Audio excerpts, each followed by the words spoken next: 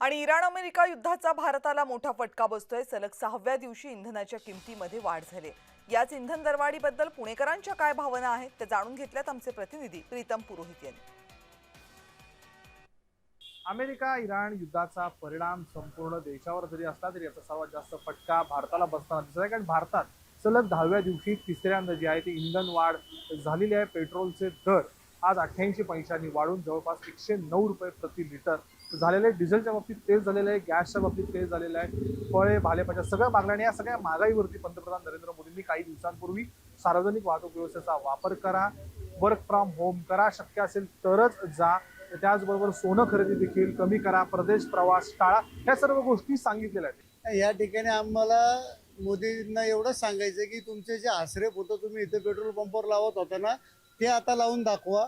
ज्या पद्धतीने त्यांनी आतापर्यंत रेट वाढवलेला आहे त्याला युद्धाची कुठली पार्श्वभूमी नाहीये। याच्या आधी त्यांनी झोपले होते का? युद्ध काय आज सुरू झालं का? याच्या आधी सुद्धा ते केवळ इलेक्शनमुळे थांबले होते। निवडणुका झाल्यावर महागाई वाढणारच होती आणि त्यांनी ती निवडणुकीपुरती थांबवली होती। जर यांचा सल्ला होता की पेट्रोल डिझेल हे वाढणारे सार्वजनिक वाहतूक वापरा, तर स्वतः एवढी मोठी रॅली गुजरातमध्ये का केली आणि त्यानंतर एवढं देश फिरायला का गेले? तिथं काटकसर करणार नाही, आमच्यासारख्या सर्वसामान्यांना ते काटकसर करायला सांगणार, ही गोष्ट चुकीची आहे। बीजेपी हा पक्षाला फक्त इलेक्शन कसं जिंकायचं ह्याची आयडिया आहे, देश चालवण्याची अजिबात त्यांना आयडिया नाही।